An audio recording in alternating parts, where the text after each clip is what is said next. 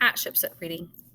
The rule of Thutmose I from 1506 to 1493 BCE was a time of stability in which Egypt expanded its borders.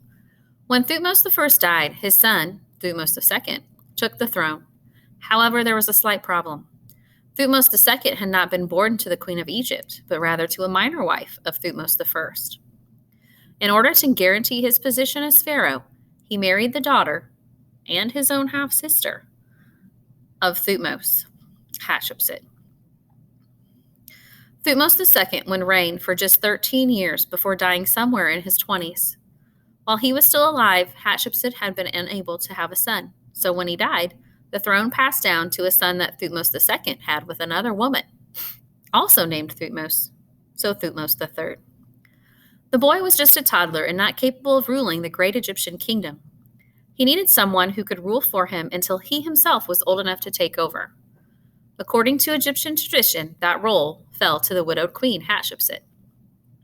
Slowly, Hatshepsut used this as an opportunity to plot and take over the throne herself. It started with small things. According to writings, Hatshepsut began taking on tasks that were usually only allowed for pharaohs, such as leading out warships or ordering the construction of obelisks. She then took a bolder step in changing her name from King's Wife to Motker, or God's Wife of Amun.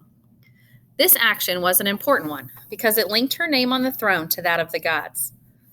Since she was the only person directly descended from the royal family, she claimed that only she had the right to rule. Egyptian religion clearly said that only a man could rule. Because of this, Hatshepsut began to act and dress like a man. She did this by standing in male poses when being painted, wearing the headdress only reserved for the king, and using both female and male words together, such as His Majesty, herself. She even started wearing a false beard. As pharaoh, Hatshepsut began to restore trade routes, sending out ships in her name, and even ordering some raiding expeditions. But what really made her mark in Egyptian history is all of her building projects.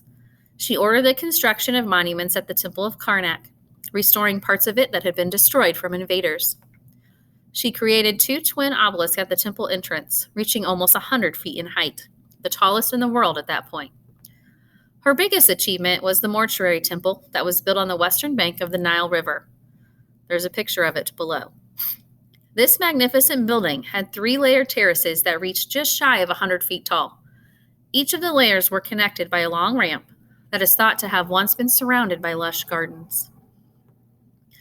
Hatshepsut died in her mid-40s in 1458 BCE after being on the throne for 22 years. There are 2 theories on her death. The first is that she died from a tooth infection. The other was that she was poisoned from using a balm used to treat a skin condition she had. Her stepson, Thutmose III, went on to take the throne, ruling for over 30 years. Sometime towards the end of his reign, he ordered all traces of Hatshepsut to be wiped away. Any mention of her in official records was scratched or chiseled out, all statues of her taken down and smashed. No one knows why Thutmose III waited so long in his reign to do such an intense action, but some people think it was either to make himself look more powerful or to save some money by claiming all of the buildings had been built by him and not Hatshepsut.